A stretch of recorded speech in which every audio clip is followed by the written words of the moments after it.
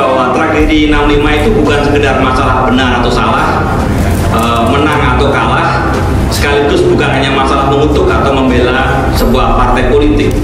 Ini ditemukan dalam salah satu dokumen, dasarnya ditulis oleh Dr. Simpson begini, bahwa Amerika dan Inggris begitu menginginkan perannya di Indonesia sehingga tidak diragukan lagi, mereka itu berusaha dengan berbagai cara untuk to entice, nggak tahu menggoda atau menarik supaya PKI itu melakukan sebuah kudeta atau sebuah tindakan yang terburu-buru tertentu dengan harapan supaya memprovokasi pihak lain guna melakukan serangan balik dan akhirnya menghilangkan PKI itu sendiri. Ujung-ujungnya nanti akan menghabisi tidak hanya PKI tetapi semua yang beraliran kiri di Indonesia, termasuk Presiden Soekarno. Dan ini yang saya katakan tadi mungkin agak berbeda dengan teman-teman yang lain. Saya melihat tragedi 65 juga dalam 3 tahap. Saya melihatnya, 1, pembantaian dan pemenjaraan massal dengan peristiwa 1 Oktober 1965 sebagai pemicu atau dalihnya. Itu yang pertama. Yang kedua, tahap kedua adalah penyingkiran Presiden Soekarno dan semangat nasionalis kerakyatan. Lalu yang ketiga, tahap ketiga adalah eksploitasi atau kalau mau dikatakan sedikit vulgar, penjarahan massal atas sumber-sumber daya alam Indonesia mulai tahun 1967. Kalau ada yang teriak sedikit ya tidak apa-apa, sudah 50 tahun tidak ada kesempatan untuk teriak, ya biar sekarang aja. Yang penting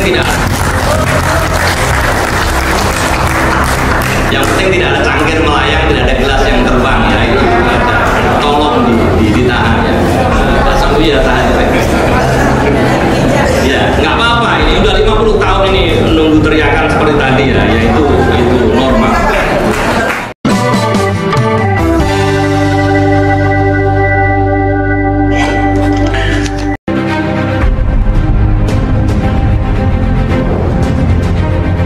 Peran Angkatan Darat dan negara sekutu dalam gerakan kontrarevolusi 1965. Ditulis oleh Arif Novianto dari ugm.ac.id. Ada sebuah fajar baru, ada secercah cahaya di Asia, begitu judul berita yang terbit di New York Times. Sementara majalah Time menulis tentang adanya berita terbaik untuk Barat dari Asia setelah bertahun-tahun. Headlines berita di atas adalah respon terhadap konflik yang terjadi di Indonesia setelah peristiwa pembunuhan 6 jenderal dan 1 perwira Angkatan Darat pada tanggal 1 Oktober tahun 1965. Berbagai negara dan media di Barat, negara sekutu atau blok kapitalis, merayakan peristiwa itu karena menjadi momentum penghancuran revolusi sosialis di Indonesia. Peristiwa tahun 1965 menjadi kesempatan bagi kelas kapitalis dan sekutunya untuk melakukan gerakan kontrarevolusi dengan melakukan kekerasan massal terhadap kaum kiri. Kekerasan massal yang mengikuti peristiwa tahun 1965 telah melibatkan berbagai akademisi untuk menelusuri sebab musababnya. Berbagai versi dengan perspektif yang lebih luas dan mainstream menggambarkan peristiwa berdarah itu disebabkan oleh amuk massa, aksi spontan, konflik horizontal, dan kekerasan yang dilatar belakangi faktor budaya. Aksi kekerasan massal di Tenggarai terjadi karena tindakan balas dendam terhadap pemberontakan kaum kiri dan aksi sepihak yang sebelumnya mereka lakukan. Kondisi itu yang diyakini melecut amuk massa yang bersifat spontan dan memicu konflik horizontal. Penjelasan tentang karakter dan budaya ini telah lama digemari oleh para pejabat Indonesia dan sekutunya, serta muncul dalam banyak narasi populer. Dalam bukunya Musim Menjagal, Sejarah Pembunuhan Massal di Indonesia tahun 1965 sampai tahun 1966, Geoffrey B. Robinson, seorang profesor sejarah di Universitas California, Los Angeles, memberikan perspektif berbeda dalam melihat kekerasan pasca September tahun 1965. Bukannya dipengaruhi masalah karakter dan budaya yang memicu spontanitas dan konflik horizontal, Robinson melihat ada tindakan terstruktur. Itu karena adanya kesamaan tentang cara penangkapan, interogasi dan eksekusi, sehingga menilai kejadian itu bukan amuk massa. Robinson melakukan penelitian terhadap peristiwa kelam ini sejak tahun 1980-an. Narasi baru yang dituliskannya adalah tentang peran utama Angkatan Darat.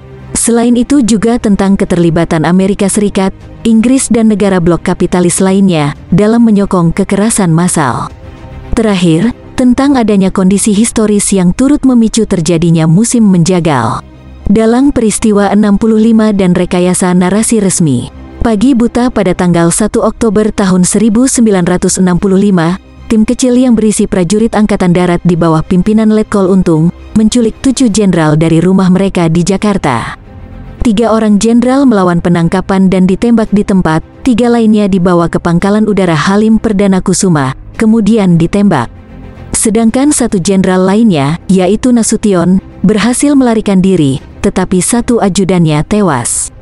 Peristiwa itu sangat mengejutkan. Letkol Untung menyebut, gerakan yang dilakukannya sebagai gerakan tanggal 30 September, atau G30S. Interpretasi terhadap peristiwa G30S tentang siapa dalang dan apa motifnya, mengemuka. Gerakan yang dipimpin oleh Letkol Untung menyerah tidak sampai 1 hari, setelah mendapat serangan. Angkatan Darat di bawah Komando Suharto menuding Partai Komunis Indonesia sebagai dalang peristiwa itu, dengan motif untuk merebut kekuasaan. Propaganda yang terbukti bohong disebarluaskan, untuk memicu kemarahan rakyat, bahwa kemaluan para jenderal dipotong, mata mereka dicongkel oleh para gerwani, atau Gerakan Wanita Indonesia, Underbow PKI, sembari menari telanjang dengan lagu Genjer-Genjer. Suharto dan perwira lainnya melakukan mobilisasi dan mengizinkan aksi politik massa dalam bentuk demonstrasi, petisi hingga aksi kekerasan, untuk menghancurkan PKI yang dituduh sebagai pemberontak. Dalam menjalankan strategi ini, Angkatan Darat mendapatkan sekutu sipil yang memiliki kepentingan sama, yaitu menghancurkan politik kelas pekerja. Sebagian besar mereka adalah dari kelas menengah terdidik, partai dan tokoh Katolik berpengaruh, Partai NU, Masyumi, dan para intelektual dan budayawan dari spektrum liberal. Di tingkatan mahasiswa, aksi-aksi itu didukung oleh kami, atau Kesatuan Aksi Mahasiswa Indonesia, KAPI, atau Kesatuan Aksi Pemuda Pelajar Indonesia, hingga HMI, atau Himpunan Mahasiswa Indonesia. Tujuan akhir dari aksi ini tidak sekedar menghancurkan PKI, tetapi juga memukul mundur gerakan revolusi sosialis yang diusung Soekarno, menjadikan rakyat tidak memiliki kapasitas politik, dan menghadirkan kembali kekuasaan kapitalisme di Indonesia. Robinson dalam bukunya Musim Menjagal menilai, narasi resmi dari Angkatan Darat itu bermasalah. Pertama, narasi resmi ini tidak memberi motif yang masuk akal bagi upaya PKI untuk melakukan kudeta. Pada pertengahan tahun 1965, PKI telah mencapai kesuksesan politik yang hampir tidak terbayangkan melalui strategi parlementer yang ditempuh dan kedekatannya dengan Presiden Soekarno. Sehingga kita perlu bertanya, mengapa PKI akan membahayakan semua yang telah diperolehnya dengan mencoba merebut kekuasaan? Apalagi dengan pemberontakan bersenjata, strategi yang secara eksplisit mereka hindari selama 15 tahun dan tidak mereka siapkan. Para agen hingga duta besar negara barat dalam telegram dan surat rahasia mereka, turut tidak percaya dengan narasi resmi pemerintah. Akan tetapi, mereka tidak memperdulikannya dan memanfaatkan itu untuk menghancurkan kelas pekerja di Indonesia. Kedua, terkait dengan bukti. Penculikan dan pembunuhan pada tanggal 1 Oktober tahun 1965 jelas dilakukan bukan oleh anggota PKI, namun dilakukan oleh prajurit-prajurit reguler di bawah komando perwira-perwira Angkatan Darat berseragam. Terlebih, para pemimpin di Jakarta didukung oleh 2.500 prajurit, sementara di Jawa Tengah didukung oleh sejumlah komando dan satuan Angkatan Darat reguler. Sementara bukti terkait kesaksian dan pengakuan dari para tahanan diperoleh dengan melakukan tekanan, paksaan dan penyiksaan. Kekerasan massal pada tahun 1965 sampai tahun 1966 adalah hasil dari interpretasi tertentu dengan menggunakan pembunuhan para jenderal sebagai batu pijakan. Kekerasan massal yang membunuh antara 500.000 hingga 2 juta orang, seringkali dikaburkan dan ditutupi oleh rezim dan Angkatan Darat, dengan memfokuskannya pada peristiwa tanggal 1 Oktober tahun 1965, serta tudingan pemberontakan PKI. Hal itu dilakukan agar kejahatan kemanusiaan yang mereka lakukan menjadi terdistorsi dan seolah-olah menjadi tindakan pembenaran dengan dalih menyelamatkan negara. Peran Angkatan Darat dalam pembunuhan massal. Kami putuskan mendorong warga sipil anti-komunis untuk membantu kerja kami. Di Solo, kami mengumpulkan para pemuda, kelompok nasionalis, organisasi keagamaan. Kami beri mereka latihan 2 atau 3 hari, lalu menugaskan mereka untuk membunuh orang-orang komunis.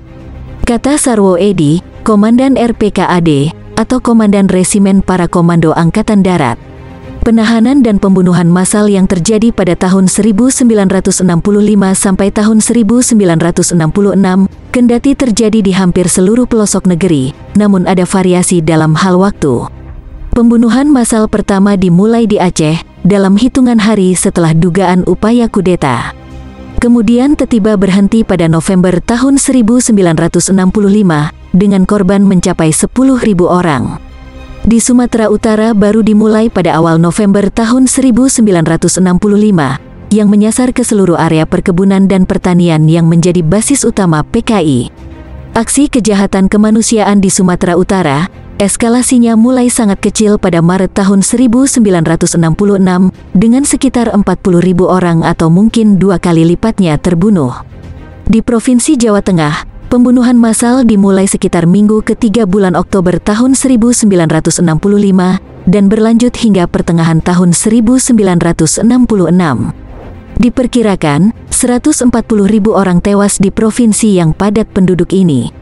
Di sebelahnya, yaitu Provinsi Jawa Timur, kekerasan secara sistematis meningkat secara dramatis pada awal November tahun 1965 dan berakhir pada pertengahan tahun 1966.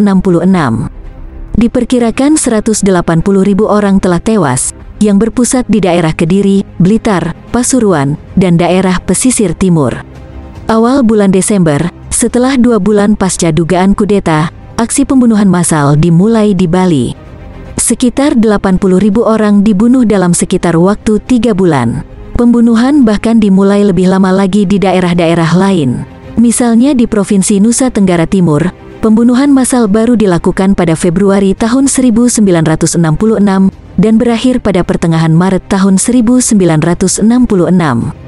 Sekitar 6.000 orang terduga komunis dibunuh dengan kejam. Sementara di provinsi padat penduduk seperti DKI Jakarta dan Jawa Barat, yang menjadi basis dari PKI, hampir tidak terjadi pembunuhan secara massal. Yang terjadi adalah penahanan massal. Luasnya penyebaran geografis kekerasan dan waktu yang berbeda-beda, menunjukkan bahwa akar konflik itu tidak sepenuhnya bersifat lokal atau permusuhan pribadi, atau karena amuk massa yang spontan. Kondisi tersebut terjadi karena peran utama dari Angkatan Darat dalam proses pembunuhan massal, walaupun bukan berarti bahwa Angkatan Darat berbuat sendiri. Waktu dan intensitas kekerasan yang berbeda, dipengaruhi oleh peran Angkatan Darat dan kondisi politik lokal yang berbeda. Sehingga pembunuhan massal tidak merupakan akibat langsung dari ketegangan agama, budaya dan sosial ekonomi di daerah tertentu. Akan tetapi, akibat dari kemampuan para komandan Angkatan Darat di setiap daerah untuk menyulut dan memobilisasi ketegangan tersebut demi menghancurkan kaum kiri. Angkatan Darat memanfaatkan kelompok sipil anti-komunis dalam proses pembunuhan itu. Hubungan erat antara sikap dan kemampuan para komandan Angkatan Darat di daerah tertentu dapat dilihat dalam 3 pola. Pertama, pada daerah dengan komando militer setempat yang bersatu dan memiliki pasukan memadai, pembunuhan massal terjadi secara cepat, seperti kasus di Aceh. Panglima Daerah Militer Aceh, Brigadir Jenderal Ishak Juarsa, dan atasannya langsung, Letnan Jenderal Ahmad Mokoginta, memiliki pandangan anti-komunis, sehingga bersatu memobilisasi pembunuhan dan menentang Soekarno dan PKI. Sementara di Jawa Barat, Komando Daerah Militer di bawah Jenderal Ibrahim Aji, juga bersatu dan kuat. Pembunuhan massal relatif kecil terjadi, karena Aji memiliki loyalitas terhadap Soekarno, yang mematuhi himbauan Soekarno untuk tidak menggunakan kekerasan dan menghentikan konflik. Kedua, di daerah dengan komando Angkatan Darat yang terpecah secara politik, menghadapi perlawanan, atau tidak memiliki pasukan yang memadai, pembunuhan massal tertunda dalam beberapa waktu. Contohnya di Sumatera Utara, Panglima Daerah Militer dan Gubernur Ulung Sitepu bersimpati terhadap kaum kiri. Setelah mereka diganti secara paksa dengan angkatan darat yang sangat anti-komunis, eskalasi pembunuhan massal mulai terjadi. Hal yang sama terjadi di Bali. Ketiga, di daerah-daerah yang kepemimpinan militernya tidak mencapai mufakat, atau yang pasukan loyalnya tidak memadai, pembunuhan baru dimulai bersamaan dengan atau tepat setelah kedatangan pasukan Soeharto dari luar daerah itu. Itu seperti yang terjadi di Jawa Tengah. Kedatangan pasukan RPKAD yang dimobilisasi dari Jakarta, kemudian dengan cepat bergerak menghancurkan kekuatan kaum kiri di provinsi itu. Dengan alur peristiwa kejahatan kemanusiaan di atas dan keterlibatan Angkatan Darat, kita dapat memahami prosesnya. Bahwa pertama, kekerasan tahun 1965 sampai tahun 1966, dengan variasi dan pola, tidak dapat dipahami dengan baik, tanpa mengakui peran penting pimpinan Angkatan Darat yang memprovokasi, memfasilitasi serta mengorganisasinya. Kedua, pimpinan Angkatan Darat mengambil serangkaian keputusan, dan memberi perintah untuk menahan, mengangkut, menggolongkan, mendaftar, menginterogasi, serta mendakwa sebagian besar orang. Ketiga, untuk menjalankan tindakannya, Angkatan Darat memobilisasi jaringan kelompok milisi sipil dari Banser NU, Pemuda Marhen, hingga Pemuda Pancasila. Keempat, setelah proses itu, mereka kemudian merebut kekuasaan. Pimpinan Angkatan Darat dapat menulis dan menyebarluaskan sejarahnya sendiri terkait kekerasan ini, dengan merebut kekuasaan dan membungkam versi alternatif. Itu mengapa kejahatan kemanusiaan terus berupaya dibenarkan hingga saat ini, dan para pelakunya belum diadili. Negara sekutu bukan penonton, mereka terlibat. Amerika Serikat, Inggris, Australia, dan negara sekutu lainnya, atau blok kapitalis, dengan tegas menolak bertanggung jawab atas peristiwa kekerasan massal yang terjadi pasca September tahun 1965 di Indonesia.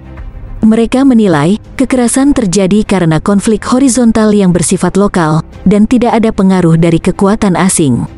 Robinson dalam buku terbarunya, secara detail memberi penyangkalan terhadap sikap negara-negara sekutu. Dengan data terbaru dari telegram dan surat rahasia CIA, yaitu Badan Inteligen AS dan M16, yaitu Badan Inteligen Inggris, menguatkan argumen dari Robinson, bahwa mereka pada dasarnya bukan penonton, mereka terlibat dalam kekerasan massal yang terjadi.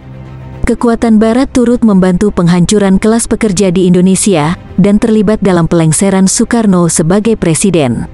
Operasi bersama yang dilakukan oleh negara-negara sekutu, dalam meluluh lantakan PKI dan melengserkan Soekarno untuk diganti dengan pimpinan Angkatan Darat yang loyal terhadap mereka, memiliki 3 unsur utama.